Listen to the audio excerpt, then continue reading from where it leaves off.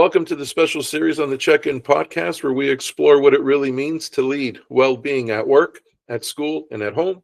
In this series, we're talking with leaders, educators, community builders who are creating cultures of care, purpose, and connection. Today's guest, really happy to introduce everyone to Mr. Steve Doherty. Steve, tell us a little bit about yourself. No, thanks for having me on. I really appreciate it. So I'm the executive director at a place called Youth Without Shelter. We're a shelter. We've been around for almost 40 years here in North Etobicoke. We serve youth age 16 to 24, some really great programs, mental health, medical supports, addiction therapy, as well as life skills, employment. We're big on employment and housing services. So we have all kinds of services under one roof. With our building, we're a little tight. Behind every door, there's one of two things. It's either a person or storage, or in my case, both. But we really take a different approach to ending youth homelessness. And we've had a big focus during my time here. My background is in mental health and addictions, and we've really taken much more of a mental health approach and an overall well-being. So mental well-being and physical well-being as well. But if anyone wants to find out more about us, they can go to yws.on.ca to see the amazing things that we do here every single day. And thank you, Steve, for doing them. First question leading off here. What does well-being at work mean to you personally? Well, you've got to look after your staff. My staff's focus is making sure the youth are looked after, and my focus is making sure my staff are well looked after. That includes not just the basic trainings, how to do things, but really it's about the person, because the person comes to work and the person comes with their own stuff. And so many times we don't think about the well-being, the mental health, especially of your staff team. With my staff here, they're very susceptible to vicarious trauma. They're hearing very difficult stories about people, very difficult histories, and taking that in every day and dealing with that. And sometimes, the resident issues get put out onto you in terms of, little Freudian transference. But we want to control the counter transference that's going there. But we need to support our staff. They can't do their job unless they're in a good place. And it really comes down to the residents and our clients come first, which means my staff have to be prepared to put them first to be ready to go every single day. Okay. And can you share one thing that your organization does, big or small, that genuinely supports well-being in the workplace? Yeah, so we've got an in-house therapist, and we have a rule here. Anytime there's a critical incident or there's a big disclosure that someone makes about their past, can be very difficult. They have no choice. They will meet with our therapist, all confidential. I don't hear about it. No one else can hear about it. Complete confidentiality, but there's no choice. You must go. So we want to reduce that stigma that, you can't handle it, you're not tough enough or something, which is just ridiculous. So what we do instead is we focus on, you will do this. This happens for every single person. And if we need to, we've got an employee assistance program where people can get outside resources. But the real challenge came with training the managers in how do they support their staff, and how do their supervisors, directors, how do they support the managers? So it has to be a top-down approach, and we try to do it by example every single day. Okay, and what's one challenge you're faced with as a leader when it comes to supporting your team's well-being? One of the biggest challenges is all the things that are completely out of our control. And when you and I were chatting before the podcast, I've got the Mike Tyson poster that everyone has a plan until they get punched in the mouth. That was COVID for us. We really got tested during COVID. As you know, at the time, there's a lot of fear, a lot of anxiety. I had staff that quit, weren't coming to work. They felt that if they came to work, they were told they were going to kill their whole family. How can they do this? And so the tension levels rose and rose, and we realized right away, we need to address this. Myself, one of my directors, one of my managers, we decided we're going to lead from the front. And so each of us worked 5 weeks straight, every single day, whether it was in the kitchen or front line. We had staff shortages, but we had to show people that we were here and that we were present. And I started my day every day the same way. I would make my coffee and I would go visit every single manager and every single staff team member to check in, see how they're doing. And those check-ins really we fostered a feeling of togetherness. We were in this with our residents. We're feeling anxious, yet we have homes to go to. These young people that come here, they have no choice. This is their home at the time. And so we really decided we're going to look after everyone's well-being, the staff and the clients. And it was truly together. We got through the crisis together. And for us, we had almost 4 years of restrictions here, bed restrictions and everything else. It was tough, but we made it through because we decided we were all going to be in it together. We were going to support the living heck out of people. We were doing town halls on a bi-weekly basis. So every staff team member on duty or off duty could join us on a town hall to talk about what was going on. We didn't want anything in the shadows. Put it out, put it open, and you got to lead by example. So my management team, we led by example. We talked about our stuff that made us anxious coming in. We talked about what made us strong. We talked about what made us resilient through our backgrounds. It was a real game changer for us. And we've never left that model now. We've just kept going with it. And there's some very difficult things that my staff deal with here every single day. Very difficult things. You need to be resilient. It'd be like sending someone off to play in a professional sport who missed the off season and didn't train. They're not at their best. Yeah. We want to make sure that they're always at their best and that they're always doing what they need to do, but it's all the background work that counts. Okay. So we've talked about your staff, your employees, your team members. How about Steve? How does Steve personally recharge his batteries on his own personal health? Well, I got someone I talk to, a former colleague of mine. We check in every couple of weeks. How's it going? How are you doing? He and I were in the trenches together. Like, we dealt with some, back when I worked in mental health, we had some tough cases, man. And we just check in, see how you're doing. I want to walk the walk, not just talk the talk. And so that's really helpful as well.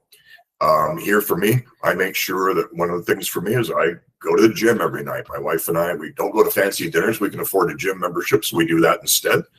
But there's, I got to get out my excess energy. I'm a very busy inside my head guy, and that takes a physical toll if you don't have an outlet. So for me, it's a physical exertion, but it's also taking the time to really have an appreciation. Appreciation to me is key. When I thank the kids here for doing a chore, say, thank you, I really appreciate that. One of my staff goes above and beyond. Great job. I appreciate that. Appreciation is a very powerful tool to me. It is sincere, and you've got to give it when it's due. And I think that really pulls people together. And so now my staff are saying it all the time. Good get. Nice job. I appreciate that.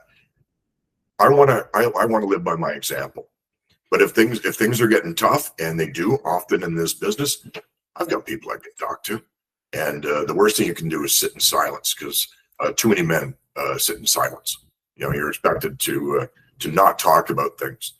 And we know from statistically that is just the wrong path for men, and we're losing too many men every single day. Absolutely. Something that one of our members coined it in our men's group, and that's emotional constipation. I like that. I'm going to use that. Hope you don't mind. No, it's spreading. It's spreading. Yeah, but one of the things that you mentioned about energy and time, and we were in our career paths. We were all taught, or a lot of us were taught about time management skills, but we were never taught about energy management skills. So these are the things that we're hoping to bring into workplaces and so forth, and just getting the best out of someone, not their full tank, but energy wise, all the productivity that they can produce. So like that. What advice would you give to other leaders who want to create the same type of culture that you've created? I think the biggest thing is you have to learn humility. I think some of the best leaders we've ever had, there's a time to be dynamic, there's a time to be humble. And I think being humble is important, understanding to know what it is you don't know, and be able to say, I don't know, and I need help. But you need to lead from the front in so many ways, lead by example. And there's a time to hold people accountable, but then there's a time to let's understand what's behind that. And that comes from building relationships with your staff team. They need to be able to trust you as a leader. Don't lie. Do not lie to people.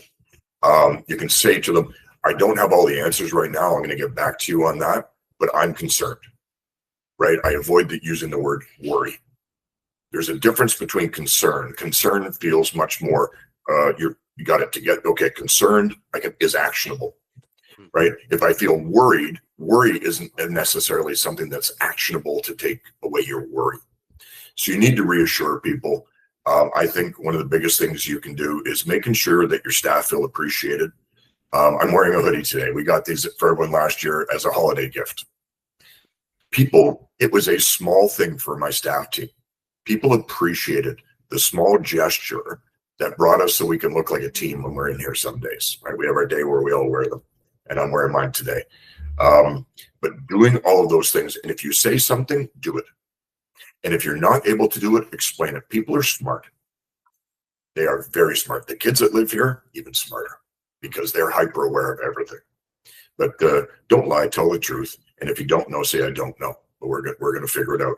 And the other part too is we're developing a more robust training program. Before we could teach people how to use Excel. We could teach people how to do different techniques. What our new focus is for the next year is really about what's the decision maker in you? What gets you excited at work? Where does your passion lie? What blocks you from getting that passion out? What blocks you from being creative? And so what we're doing is we're looking at sort of the psychological piece of leadership, and we're enhancing people's ability to feel confident in terms of the psychological piece of how they present to the world and how they digest things. So we've really taken a much more holistic approach. But at the same time, there is a time for accountability. And if my board keeps on me, I keep on my directors, we keep on the managers, we keep on the staff, we keep on the kids. That's the way that it has to work. But the accountability piece also goes back up. So we've let them know it's a two-way street. So my best advice is people know when you're full of it. So be honest, be genuine in what you do. But also, know that people have other things going on in their lives where they come in to do a very tough job here. Yeah. And see, let's go down the road a little bit, whatever that date is on the calendar where Steve retires, hangs up his proverbial boxing gloves again. How would you like to be remembered as a leader? Gosh, I think I want to go back to humble. There's a time for humility, but there's also time for boldness, and my boldness is generally very well planned when I do it, and my timing has to be right. But I want to be known as someone that really helped to recreate. I didn't do it alone, but we have really recreated ourselves here in my 8 years. We've doubled our budget. We've quadrupled our supports are available, whether it's mental health, physical health, counseling, employment. We beefed it up. And I want to be remembered as someone that left a legacy of success, not just for our staff team, legacy of success for the young people that call this place home. We want to, I like the word, I want to be remembered as innovative. And sometimes you go to Bob when you think they're going to weave, and use another boxing analogy, but that would be really great. I think the greatest compliment, and I'm going to speak of as a man, the greatest compliment a man can be given when you're alive or when you're gone or when you're there or when you've left is he was a good guy. Just, it's simple. And it was one of the things that people commented about my father when he passed. He was a good man. It doesn't get any better than that. It's simple, it's concise, but it brings in so many different things. And that's, when Steve was here, he was a good man. He was a good man to work for. I'd really like that.